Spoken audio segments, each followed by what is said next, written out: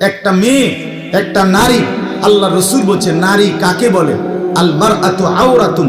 নবীজি বলছে নারী বলে তাকে ঢেকে থাকে যে, পর্দায় থাকে যে, আবরণের মধ্যে থাকে যে, নিজেকে লুকিয়ে রাখে যে। আল্লাহর কসম তাকেই নবী বলছে নারী বলে। নারী বলে। মহিলা বলে কাকে? যে লুকিয়ে থাকে, আড়ালে থাকে, গোপনে থাকে। আওরাত, আওরাত অর্থ ঢেকে রাখার বিষয়, আওরাত অর্থ গোপন থাকার বিষয়। অতএব যেই নারী বেপর্দা, যেই মেয়ে বেপর্দা, যেই মহিলা বেপর্দা, বেহায়া, চরিত্রহীন, এটা কোনো বেডিও না, বেডির জাতও না। এটা কোনো বেডির জাতও না। এটা বলে তো এটা কি? এটা শোপিস, উপভোগের পণ্য। মানুষ যত কিছু নিয়ে উপভোগ করে, তো এটাও একটা উপভোগের পণ্য।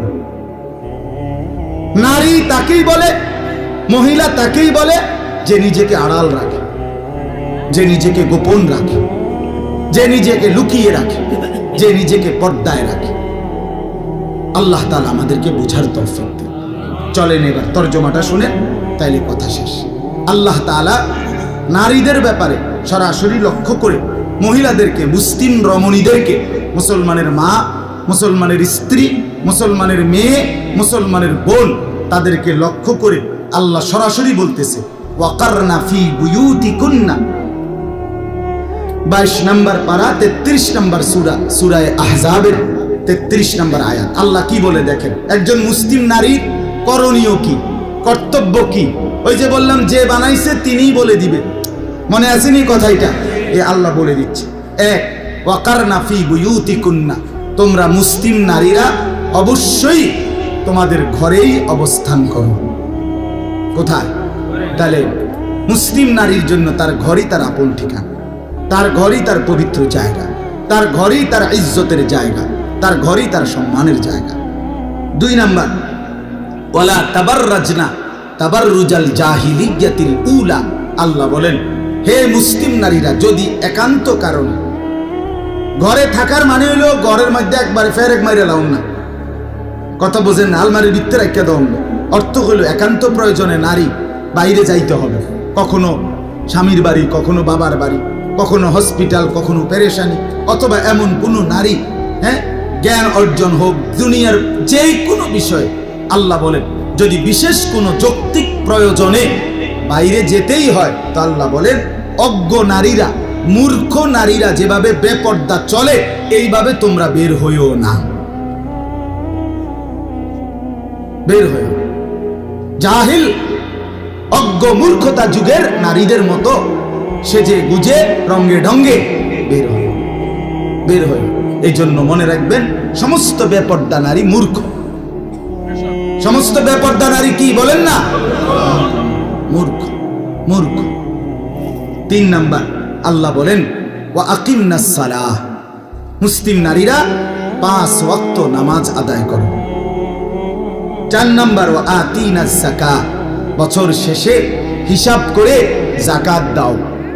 5 নাম্বার, ওয়া আতি'নাল্লাহ ওয়া রাসূলা, জীবনের সব কাজে, সব বিষয়ে আল্লাহ এবং তার রাসূলের আনুগত্য করো।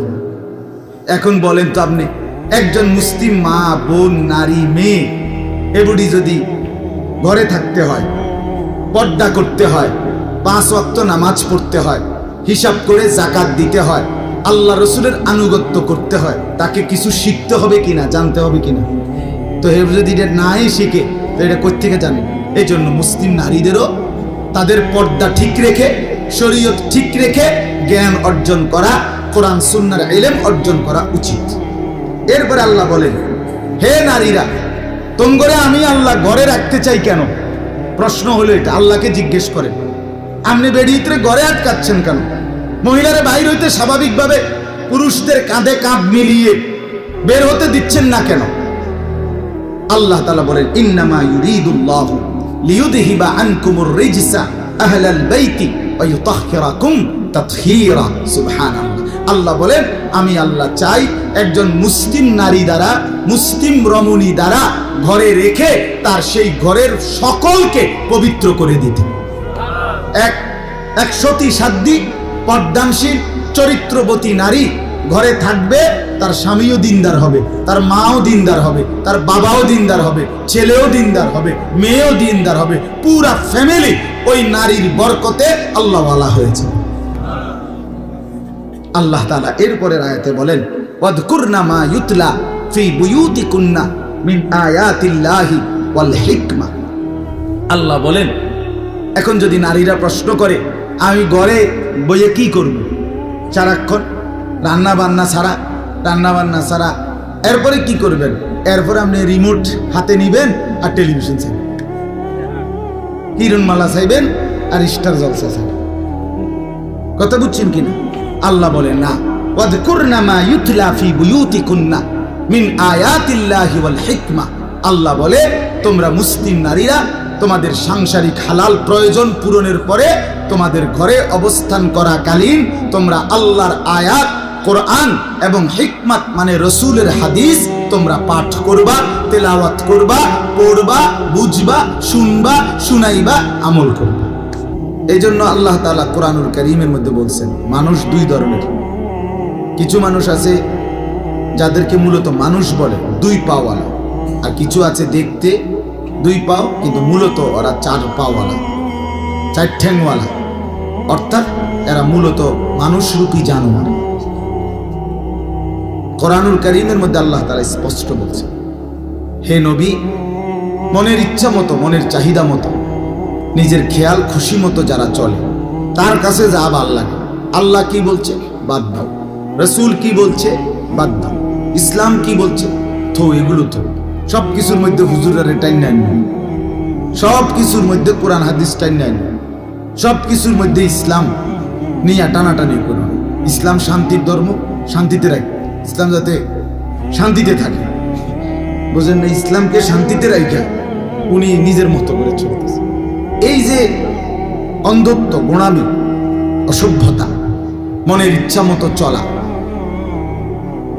আল্লাহ তাআলা বলেন, বন্ধু এই মানুষগুলোর পরিচয় কি? কোরআনে স্পষ্ট আছে। আল্লাহ বলেন, আমাকে বাদ দিয়ে, রসুল আপনাকে বাদ দিয়ে, মনের ইচ্ছা নিয়ে খামখেয়ালি করে যে চলে, আল্লাহ তাআলা বলেন, ইনহুম ইল্লা কাল আনআম, এরা আর কিছু নয়, শুধুই জানোয়ার। কোরআনের স্পষ্ট শব্দ। আমরা প্রত্যেকেই বুঝি এবং জানি আমাদের সৃষ্টিকর্তা আল্লাহ। আমরা যারা পুরুষ, আমাদেরকেও বানিয়েছেন আল্লাহ। আমাদের যারা নারী, মা, বোন, স্ত্রী, কন্যা, তাদেরকেও বানিয়েছেন আল্লাহ।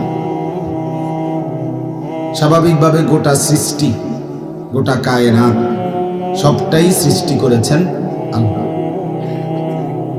এখন একেবারে স্বাভাবিক যুক্তির কথা হলো, স্বাভাবিক বিবেকের কথাই হলো, যে জিনিস যিনি বানায় উনি ভালো বলতে পারেন এটার ব্যবহার বিধি কি, ওই জিনিসটা কিভাবে চালাইলে, কিভাবে ব্যবহার করলে, কোথায় থাকলে, কোথায় রাখলে, কেমন পরিবেশে রাখলে উপকার হবে, ফায়দা হবে, যথোপযুক্ত উপকার দেবে, এটা বানানেওয়ালাই ভালো বলতে পারে এবং বলে দেয়। দেখবেন ওষুধের সিরাপের মধ্যে লেখা থাকে এত ডিগ্রি বা এত সেন্টিমিটার তাপমাত্রার নিচে রাখেন, শিশুদের নাগালের বাইরে রাখেন, ইত্যাদি ইত্যাদি দিক নির্দেশনা থাকে। প্রত্যেকটা পণ্যের একটা দিক নির্দেশনা থাকে। তো আমরা যেহেতু এটা বুঝলাম যে আল্লাহ তাআলাই পুরুষের সৃষ্টিকর্তা, আল্লাহ তাআলাই নারীর সৃষ্টিকর্তা, পৃথিবীর সমস্ত মহিলা, নারী তাদের সৃষ্টিকর্তা আল্লাহ। অতএব ইনসাফের কথা, যুক্তির কথা এটাই যে আল্লাহ তাআলাই বলে দিবেন যে আমার সৃষ্টি নারী কোথায় থাকবে, কি করবে, কিভাবে থাকবে, এটা আল্লাহ তাআলাই বলে দিবেন। আর আল্লাহ যা বলে দিবেন, বলে দিয়েছেন, এটাই যৌক্তিক, এটাই উচিত, এটাই ইনসাফপূর্ণ, এটাই বাস্তবসম্মত। কিন্তু দুর্ভাগ্য হলো আমরা সংখ্যাগরিষ্ঠ মুসলমান আজকে আমাদের মানসিকতা হলো যে আমরা নারী কিংবা পুরুষ, ঘর কিংবা পরিবার, নিজের ব্যক্তি জীবন কিংবা সব দিক আমরা সাজাইতে চেষ্টা করি দুনিয়াবি কোনো ফাসিক, কোনো কাফের, কোনো নাফরমান, কোনো অবাধ্য, আল্লাহর কোনো দুশ্মন, ইসলামের বিরোধী, কোরআন সুন্নাহর বিরোধী কারো কাছ থেকে চুল বলেন, মোস বলেন, দাড়ি বলেন, টুপি বলেন, লেবাস বলেন, পোশাক বলেন, ঘর বলেন, বাহির বলেন, নারী বলেন, পুরুষ বলেন, চলা ফেরা, উঠা বসা, সাজগোজ, আচার আচরণ, লেনদেন, পারস্পরিক আচরণ, সবকিছু সর্বান্ত অধিকাংশ সংখ্যাগরিষ্ঠ মুসলমান, শতকরা 99 জন 98 জনেরই ফিকির দুশ্মনদের থেকে গ্রহণ করে, কাফেরদের থেকে গ্রহণ করে। ও টেলিভিশনের নায়িকা থেকে একজন মহিলা নিজের জিন্দিগির সমস্ত সাজগোজ গ্রহণ করে। একটা যুবক মুসলমানের ছেলে, ফুটবলের খেলোয়াড়, ক্রিকেটের খেলোয়াড়, সিনেমার নায়ক, বিজ্ঞাপনের কোনো মডেল, তার কাছ থেকে নিজের জীবনের সাজগোজ, চলাফেরা, কথাবার্তার স্টাইল, হাঁটা চলা, এটা শিখে, এটা দেখে। তাহলে এর চাইতে বড় পতন, অধপতন আর হইতে পারে যে আমরা আল্লাহকেও ছেড়ে দিলাম, রাসূলুল্লাহ সাল্লাল্লাহু আলাইহি সাল্লামকেও ছেড়ে দিলাম, ইসলামকেও ছেড়ে দিলাম, আল্লাহর কোরআনকেও ছেড়ে দিলাম, নবীর সুন্নাহকেও ছেড়ে দিলাম। তাহলে আমরা আর মুসলমান কি রইল? আমি যে ভোটার আইডি কার্ডের মধ্যে লিখছি আমার ধর্ম ইসলাম, আমার জন্ম নিবন্ধন সনদের মধ্যে লেখা আছে আমার ধর্ম ইসলাম, আমার পাসপোর্টের মধ্যে লেখা আছে আমার ধর্ম ইসলাম, সেটা কোথায়? সেটা কোথায়? আমার চুলে ইসলাম কোথায়? আমার চেহারায় ইসলাম কোথায়? আমার জিন্দিগির মধ্যে ইসলাম কোথায়? আমার বাজার ব্যবসা লেনদেনের মধ্যে ইসলাম কোথায়? আমার ঘর পরিবারের মধ্যে ইসলাম কোথায়? আমার সাজগোজ কাপড় পোশাকের মধ্যে ইসলাম কোথায়? আমার ফ্যামিলির চলাফেরার মধ্যে ইসলাম কোথায়? আমার সারা দিনের কর্মকাণ্ডের মধ্যে আল্লাহ কোথায়, রসুল কোথায়, আখেরাত কোথায়, কোরআন সুন্নাহর অনুসরণ কোথায়? এই সব কিছু বাদ দিয়ে আমি আল্লাহর কাছে মুক্তি পাবো কিভাবে? আখেরাতে নাজাত মিলবে কিভাবে? এটা তো একটা স্বাভাবিক কথা, স্বাভাবিক কথা। আমাদের যেই কোনো মানুষের এতটুকু বুঝ, এতটুকু দিমাগ, এতটুকু আকল যদি না থাকে, এদূর যদি কাজ না করে দিমাগে, তো আমি মানুষ কিসের? মানুষ কিসের? এই জন্য আল্লাহ তাআলা কোরআনুল কারীমের মধ্যে বলছেন মানুষ দুই ধরনের। কিছু মানুষ আছে যাদেরকে মূলত মানুষ বলে, দুই পাওয়ালা, আর কিছু আছে দেখতে দুই পাও কিন্তু মূলত ওরা চার পাওয়ালা, চার ঠ্যাংওয়ালা, অর্থাৎ এরা মূলত মানুষরূপী জানোয়ার। কোরআনুল কারীমের মধ্যে আল্লাহ তাআলা স্পষ্ট বলছে, হে নবী, মনের ইচ্ছা মতো, মনের চাহিদা মতো, নিজের খেয়াল খুশি মতো যারা চলে, তার কাছে যা ভালো লাগে, আল্লাহ কি বলছে বাদ দাও, রসুল কি বলছে বাদ দাও, ইসলাম কি বলছে থো, এগুলো থো। সব কিছুর মধ্যে হুজুরের টাইম নাই, সব কিছুর মধ্যে কোরআন হাদিস টাইম নাই, সব কিছুর মধ্যে ইসলাম নিয়ে টানাটানি করুন। ইসলাম শান্তির ধর্ম, শান্তিতে রাখবে, ইসলাম যাতে শান্তিতে থাকে, বোঝেন না? ইসলামকে শান্তিতে রাখা উনি নিজের মতো করে চলতেছে। এই যে অন্ধত্ব, গোঁড়ামি, অসভ্যতা, মনের ইচ্ছা মতো চলা, আল্লাহ তাআলা বলেন বন্ধু, এই মানুষগুলোর পরিচয় কি? কোরআনে স্পষ্ট আছে। আল্লাহ বলেন আমাকে বাদ দিয়ে, রসুল আপনাকে বাদ দিয়ে, মনের ইচ্ছা নিয়ে খামখেয়ালি করে যে চলে, আল্লাহ তাআলা বলেন ইনহুম ইল্লা কাল আনআম, এরা আর কিছু নয়, শুধুই জানোয়ার। কোরআনের স্পষ্ট শব্দ। আমি তো প্রতিদিন বলি যে সমস্ত ছেলেরা তোমরা পেশাব করে পানি নাও না, টয়লেট পেপার ব্যবহার করো না, পানি ব্যবহার করো না, তোমরা মাঝে মাঝে কুত্তার দিকে চাই, কুত্তার লগে তোমারে একটু মিলাইয়া নিও, যে তোমার সাথে দেখবা দারুণ মিল তার। প্রয়োজনে কুত্তার সাথে একটা সেলফি তুলে একসাথে যে আমরা দুই জানোয়ারকে কেমন দেখায় দেখেন। অসংখ্য মানুষ কমেন্টস করে জানাবে আপনাদের দুই জানোয়ারকে দারুণ দেখাচ্ছে, মানাইছে না। একজন ঠ্যাঙালগিরিয়া মতে, আরেকজন ফানিসারা মতে। দারুণ সেরকম দেখা যায়, দারুণ হয়েছে। অপবিত্র সন্তান যার শরীর নাফাক, পেশাব করে পানি নেয় না, এটা মানুষের কোনো কাতারেই পড়ে না, মানুষের কোনো সমাজেই পড়ে না, এটা কোনো কাতারেই না। ভদ্রতার কিচ্ছু নাই এটার মধ্যে, অপদার্থ, অপবিত্র, এটা অপবিত্র। এজন্য এটা বোঝা দরকার। আল্লাহ তাআলা আমাদেরকে মুসলমান বানাইছে। 800 কোটি মানুষের মধ্য থেকে আল্লাহ পছন্দ করে, আমাদের কোনো যোগ্যতা ছাড়া, আমাদের কোনো তদবির ছাড়া আল্লাহ দয়া করে আমাকে মুসলমান মা বাবার ঘরে জন্ম দিয়েছেন, এই তাফালিং আর এই ফালতু কাজ করার জন্য নয়। এজন্য প্রিয় ভাই, নষ্ট হইও না, নষ্ট হইও না, নষ্ট হইও না। সুন্দর এই জিন্দেগি নষ্ট করে দিও না। বুট বাদাম, চা বিস্কিট, মোবাইল, নাচ গান, অস্থির ছবি, বন্ধুদের আড্ডা, এই বারবার চুলের বাহার ইত্যাদি ইত্যাদি, এটা কোনো জীবন না, এটা কোনো সুস্থ স্বাভাবিক জিন্দেগি হইতে পারে না, পারে না। এই প্রতিবন্ধী 1 বছরে যে কমপক্ষে 5-6 আইটেমে চুল কাটছে, একবারই স্পষ্ট, যে কোনো ডাক্তার দেখাইলে কইব তে মানসিক প্রতিবন্ধী, কোনো সন্দেহ নাই, তার সিরা বাস্তব, এটা কোনো সন্দেহ নাই। কারণ এর যে তার সিরা, এটা লইয়া কোনো সন্দেহ নেই। কারণ যে পাগল, যে মাতাল, সেই এরম করে, কি করে না করে হে কইতার। আমি আমার মাথার চুল থেকে পায়ের নখ পর্যন্ত যা করি আমি তা জানি, প্রতিটার সাথে আমার কোরআন সুন্নাহর সাথে মিল রেখেই আমল করতে চেষ্টা করি। আমার হিসাব আছে, সনদ আছে। মুসলমান, মুমিন, নেককার, নামাজি, দিনদার প্রত্যেকের চলাফেরার একটা হিসাব আছে। হিসাব ছাড়া, নিয়ন্ত্রণহীন, লাগাম ছাড়া যার জিন্দেগি, তার জীবন মানুষের জীবন নয়, বরং হাইওয়ান, জানোয়ারের জীবন।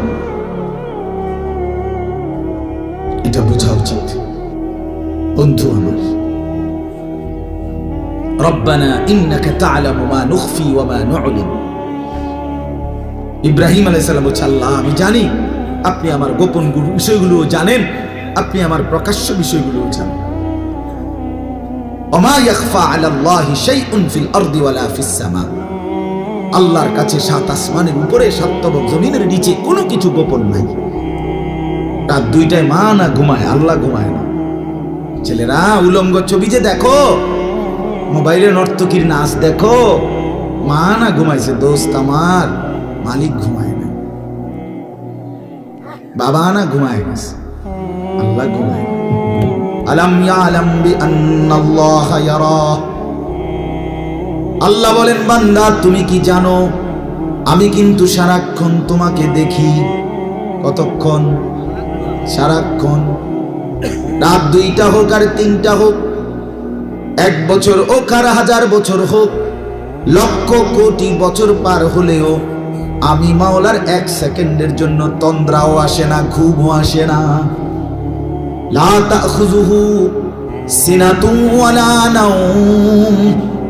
আমি আল্লাহর তন্দ্রাও স্পর্শ করে না, ঘুমও স্পর্শ করে না, আমি ঘুমাই না। আল্লাযী ইয়ারাকা হিনা তাকুম ওয়া তাকাল্লুবাকা ফিস সাজিদিন। রব্বুল আলামিন বলেন, বন্ধু, নবী আমার, বন্ধু আমার, আপনি যখন দাঁড়িয়ে থাকেন, আপনি যখন রুকু দেন, আপনি যখন সেজদা দেন, আমি 24 ঘন্টা আপনাকে একরকমই দেখতে পাই। আমি দেখি, আমি দেখি। ওমা ইয়াখফা আলাল্লাহি শাইউন। আমি আল্লাহর কাছে কোনো কিছু গোপন নাই, কোনো কিছু গোপন নাই। দোস্ত আমার, যৌবন থাকবে না, বৃদ্ধ বাবা আপনিও থাকবেন না, পর্দার আড়ালের মা তুমিও থাকবা না, মা বোন আপনিও থাকবেন না, কেউ না। আল্লাহ যদি নিরাপদ না রাখে, বান্দার নিরাপদে থাকবার কোনো ক্ষমতা নাই। আছে কি? জি না, না। এজন্য আমরা প্রত্যেকেই, আমি শক্ত বললাম, আঘাত করে বললাম আর কি হয়তো, কিন্তু ভাবা দরকার, পরিবর্তন দরকার। ছেলেদের কাছে অনুরোধ, বাবা, এই সমাজ তোমার কাছে অনেক কিছু চায়, এই জনগোষ্ঠী তোমার কাছে ভালো কিছু চায়। তোমার মা তোমার স্বপ্ন দেখে বড় করছে, তোমার বাবা তোমার একটা স্বপ্ন দেখে বড় করছে। আমার বাবার স্বপ্ন ছিল, আমার 5 ছেলে, আমরা 5 ভাই। আমার আব্বা মা বলতো যে আমাদের স্বপ্ন ছিল 5 ছেলেই আমার বাবার কবরের চারদিকে দাঁড়াইব, 5 ছেলেই আলেম হবে। আলহামদুলিল্লাহ, আমার বাবার 5 ছেলেই আলেম হয়েছে। প্রতিটা বাবার স্বপ্ন থাকে, মার স্বপ্ন থাকে, কোলের বাচ্চাকে মা বড় যত্ন করে দুধ খাওয়ায়, এই জিন্দেগি নষ্ট করে দেওয়ার জন্য। আজকে 16 বছরে তুমি জীবনটা নষ্ট করে দিবা, এজন্য মা দুধ খাওয়াইব, এজন্য বাবা আদর যত্ন করে লালন পালন করে নাই। বিদেশের জমিনে যে সমস্ত লোকরা পড়ে আছে, ওরা বিদেশের মাটিতে 6 বছর 12 বছর 16 বছর এত কষ্ট করে কামাই রোজগার করে কলিজা পানি করে বছরের পর বছর 12 ঘন্টা ডিউটি করার পরে নিজেদের রুমে আইসা যারা কোনোদিন মাকে দেখে না, বোনকে দেখে না, স্ত্রীকে দেখে না, ছেলে মেয়েকে দেখে না, সে মানুষটা কি পরিমাণ কলিজাটা পাথর বাইন্দা কয়টা টাকার জন্য, বউ বাচ্চার সন্তানদের জীবন গঠনের জন্য এই টাকার আশায় বিদেশের জমিনে দিনের পর দিন রাতের পর রাত পড়ে থাকে। বিনিময়ে তুমি বুঝি এই মোবাইল টিপ্পা, উলঙ্গ ছবি দেখা এই টাকাগুলো নষ্ট করে দিবা, এই জিন্দেগি নষ্ট করে দিবা, এই আশা? এটাই কথা ছিল ভাইয়া। আমার একদিন এক ছেলে হারাম শরীফে সৌদিতে ওই হজম জড়ায় ধরে বলছে, কাইদাস নরসিংদী বাড়ি, যে হুজুর আমি আজ 11টা বছর কোনোদিন বাদ যাই নাই, বাবার অভাব, সংসারের ঋণ শেষ হয় না, 11 বছর ধরে পড়ে আছি হুজুর, কোনোদিন অসুখ বিসুখ হইলে একটা ট্যাবলেট কেউ খুললে দিব, এই মানুষটাও নাই। 11টা বছর ধরে বিদেশের মাটিতে পড়ে আছি, মা বাবা ভাই বোনের মুখে হাসি ফুটাবার জন্য। সেদিন একবার গত বছরের আগের বছর মনে হয় ওমরায় যাওয়ার পরে এক লোক বলছে, আমাদের কুমিল্লা বাড়ি, সে আমারে জড়ায় ধরে বলছে, হুজুর আমি 16 বছর বিদেশ করি, আমি 12 তলা না জানি 18 তলা বিল্ডিং এর নিচে, আন্ডারগ্রাউন্ডে নিচে একটা ছোট্ট রুমে আমরা 10-12 জন ফ্লোরে চাদর বিছাইয়া ঘুমাই। কয় এই কষ্ট করে টাকা জমাইয়া স্ত্রী ছেলে মেয়েকে শহরে বাংলাদেশে 7 তলা ফ্ল্যাটের উপরে ফ্ল্যাট ভাড়া করে তাগরে রাখি তাগরে ভাড়া রাখছি, ওইখানে ফ্ল্যাট বাড়িতে 7 তলার উপরে নিচে থাকি ফ্লোরে। বিনিময়ে আমি ফোন করছি, স্ত্রীও ফোন ধরে না, ছেলেও ফোন ধরে না। অনেকক্ষণ ফোন করার পরে ছেলেটা ধরছে, ধইরা বললাম যে বাবা কথা বলতে চাইছি। ছেলে বলতেছে, আব্বু আমি এখন খেলতেছি মোবাইলে, পরে কথা বলবো। 3 বার ফোন দিছি, 3 বারই ফোলা কইতেছে এতে খেলে, এতে সময় নেই। উনি নিজে আমারে বলছে, হুজুর আমি কাউরে না জানাইয়া শেষে টিকিট কইরা দেশে আইছি, আইয়া 7 তলার থেকে লাইতে ফোলাটারে নিচে নামাইছি, আর বেডিরে কইছি তুইও নাম, গ্রামে যেই মাটির ঘরে থাকতি ওই এখানেই থাক।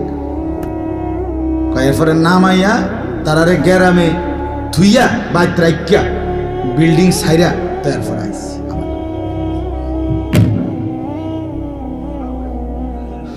কি রে বেটা, কি জন্য কষ্ট করলাম? একজন বাবার এই কষ্ট, এই আমি প্রতিদিন বলি, এই ছেলেগুলোরে 2 আঙ্গুলে অনবরত মোবাইল টিপ্পা হাজার হাজার কোটি কোটি টাকা শেষ করে দিচ্ছে। এখন এইভাবে তো বাবা রাজার ধনও ফুরায় যায়, এভাবে তো 7 রাজার সম্পদও কি হয়ে যাবে, শেষ হয়ে যাবে। প্রয়োজন তো প্রয়োজন থাকতে পারে, অফিসের কাজে, ব্যবসার কাজে, ব্যাংকের কাজে, শিক্ষা প্রতিষ্ঠানের কাজে। বড় মোবাইল, সেটা যদি কোনো দরকার প্রয়োজন, তো সেটা তো প্রয়োজনের মধ্যে, কিন্তু হাঁটতে চলতে উঠতে বসতে রোডে গাড়ে পেশাব পায়খানা টয়লেট বাথরুম রাত 2টা সারা দিন রাত মোবাইলটা টিফোন, এটা প্রয়োজন? এটা কথা হইলো কোনো? এটা কোনো জিন্দেগি হলো মিয়া? কে ফিরাবে ছেলেদেরকে?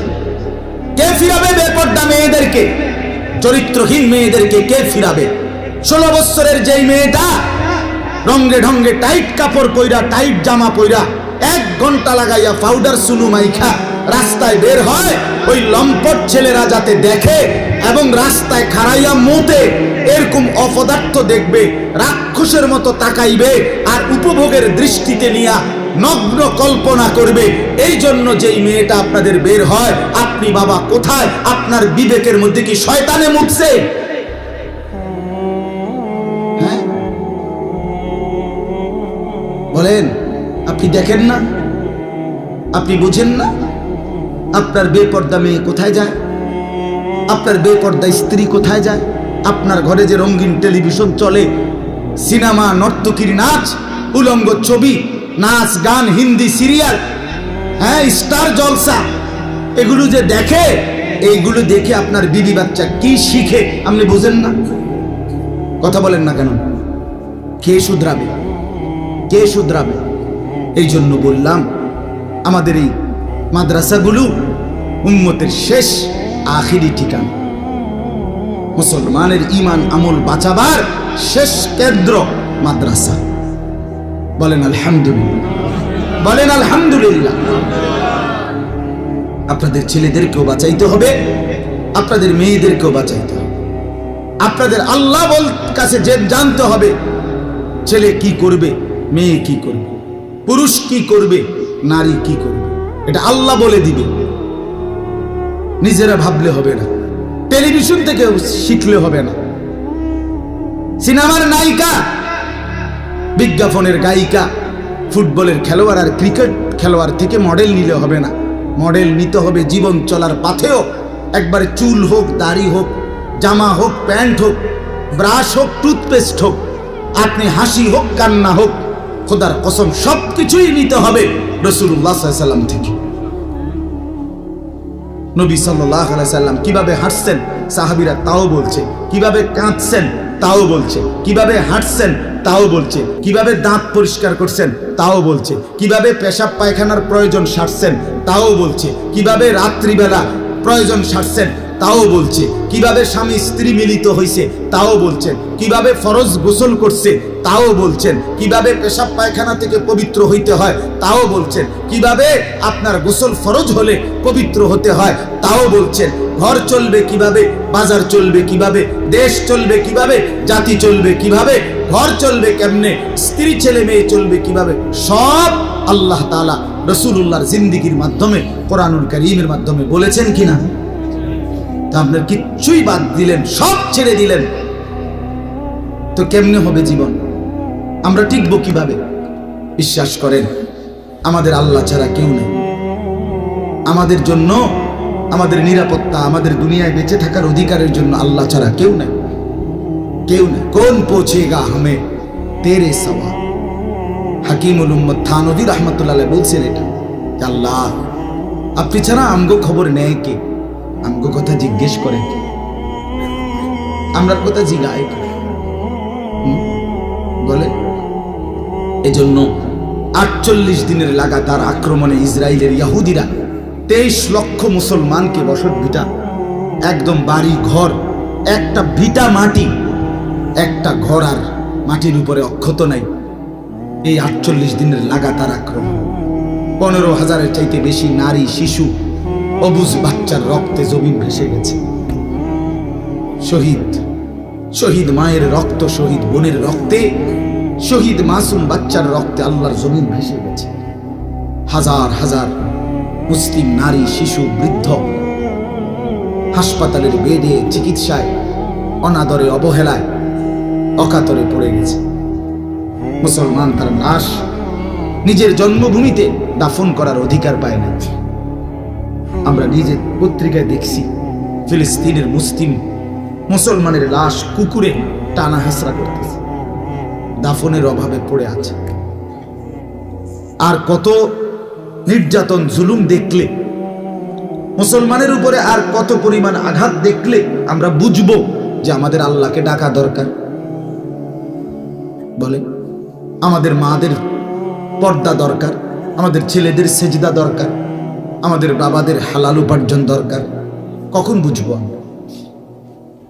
আমাদের বিজয় আসবে না আমনে বইয়া বইয়া আমরা যে যেমনে চলমু, আর আল্লাহ আবাবিল পাঠাইয়া ধ্বংস করে দিব কাফের, আর আপনি বিড়ি খাইবেন, বন খাইবেন, চা দোয়ানে বইবে, টেলিভিশন চাইবেন, আমনে সুদের টিয়া গণবেন, আর আমনের ফুতে বেডি ছবি দেখবো, আমনের মাইয়া পরের ফোলার লগে সম্পর্ক করব, আর আল্লাহ তাআলা আবাবিল পাঠাইয়া, হ্যাঁ ফেরেশতা পাঠাইয়া কাফের মুশরিক ধ্বংস করে আপনারে আমারে নিরাপত্তা দিব? জি না,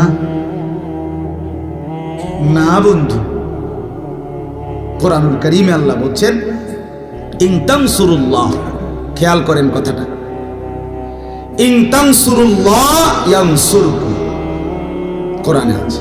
আল্লাহ বলেন হে ঈমানদারগণ, তোমরা আমাকে আল্লাহকে সাহায্য করো, আমি তোমাদেরকে সাহায্য করব। তুমি আমার দ্বীনকে সাহায্য করো, আমি তোমার জিন্দেগি নিরাপত্তা দেব। কিন্তু শর্ত হলো তুমিও আগাইতে হবে। আচ্ছা বলেন, আপনারা বলেন, একটা সহজ উদাহরণ বলেন। বদরের যুদ্ধে আমাদের নবী এবং সাহাবীরা বিজয় লাভ করছে না পরাজয় বরণ করছে? কিভাবে? নবীজি সাল্লাল্লাহু আলাইহি সাল্লাম মদিনার থেকে ফু দিয়া, ঠিক না? অবশ্যই ফু দিছে, এনতে মদিনাতে বইয়া কি দিছে? এতে কাফেররা সব হাইরে গেছে, এই তো না? তো নবীজি সাল্লাল্লাহু আলাইহি ওয়াসাল্লাম ময়দানে গেছে কিনা? সাহাবীরা যুদ্ধে দাঁড়াইছে কিনা?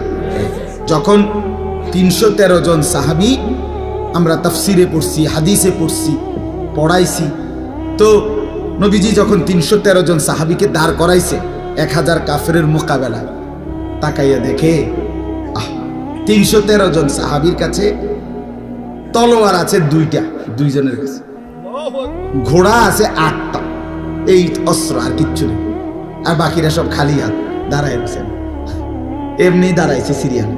কাফেরদের প্রত্যেকের হাতে অস্ত্র, লৌহ, বর্ষা, বল্লম, ঢাল, তলোয়ার। আল্লাহ নবী সাল্লাল্লাহু আলাইহি সাল্লাম সাহাবীদেরকে বলছে, বুখারীর রিওয়ায়াত, নবীজি বলছে তোমরা এমনি একটু দাঁড়াও, যেমনি আসো এমনি দাঁড়াও, আমি আসতেছি একটু। এই কথা বলে নবী পিছনের দিকে আসছে, আয়েশা একটা পাহাড়ের টিলার নিচে সমতল ভূমিতে আল্লাহ নবী সাল্লাল্লাহু আলাইহি সাল্লাম সেজদা দিছে, চোখের পানি ছেড়ে দিছে, আর আল্লাহকে বলছে মাওলা, আমার গত মক্কার 13 বছর আমি দিবানিশি মেহনত করে, আর মদিনায় আজকে প্রায় 1 বছরের কাছাকাছি, এই প্রায় 14 বছরের কাছাকাছি আমার দিবানিশি মেহনতের বরকতে, মেহনতের পরিশ্রমের ফসল আমার এই ৩১৩ জন, আমার আর নাই। আমি এই ৩১৩ জন মানুষ এখানে আইনা দাঁড় করাইবার আগে গত 14টা বছর আমি কষ্ট করছি। আমি তায়েফের রক্তে আমার পিঠ পাথরের আঘাতে ঝাঁঝরা করে ফেলছি। আল্লাহ আমার পুঁজি কয়জন, আপনি যদি আমার এই অল্প কয়জন অনুসারী এদেরকে ধ্বংস করে দেন আজকে কাফেরদের হাতে, আপনার জমিন আপনাকে সেজদা করবে কি? আল্লাহুম্মা ইন তুহলিক হাযিহিল ইসাবা লান তু'বাদা ফিল আরদ। আল্লাহ আমার এই ছোট্ট দলটাকে যদি শেষ করে দেন, তাইলে আপনার এই জমিনে আর ইবাদত করবে না। এই কথা বলে নবী কান্দা শুরু করছে, আল্লাহ আপনি আপনার সাহায্য করেন। আমি যে দূর আমার ছিল, আমি নিজে আমার অনুসারী নিয়ে দাঁড়াইছি।